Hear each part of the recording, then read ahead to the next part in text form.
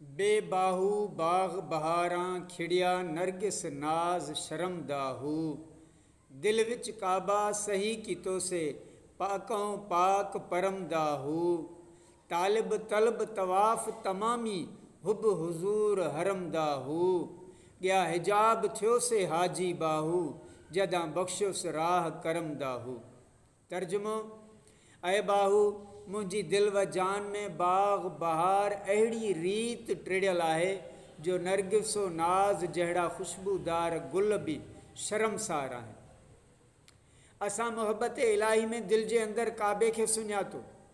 आउं बहैसियत तालिब ऐं मुंहिंजी तलब मुंहिंजो तवाफ़ सभु हरम जे हुज़ूर लाइ आहे।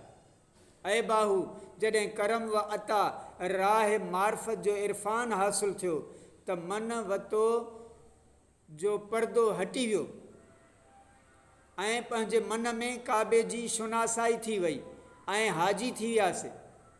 सम्झाणी हज़रत सुल्तान बाहू रहमतुल्लाह अलैह पंहिंजे फ़ारसी दीवान मतबूआ नूल शोर 1875 ईस्वी सुफ़ो 5 में फ़रमाइनि था त आल अल्लाह चे ज़ीबा रवी दिलदार चू रवेश हम बदीदम गश्ते गुलजार।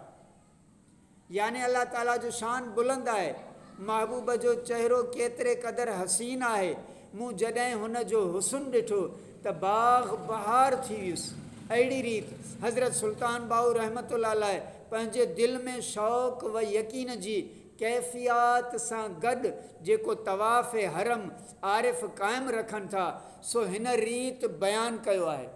दिल मस्जिदुल हराम यकीन क़िबला मन अस्त शौक़ दिगर नदारम जुज़ शौक़त हक़ीक़त।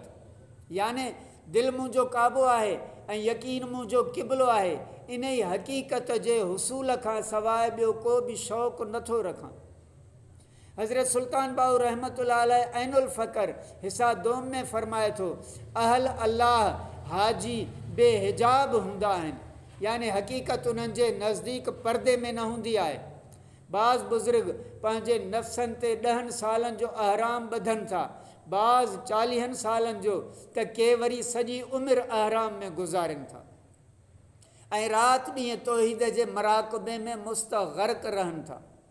रवि मारा सवी काबा काबा रा या सवी मन काबा क़िबला गश्त दर दिल आंचा दारम जान मन।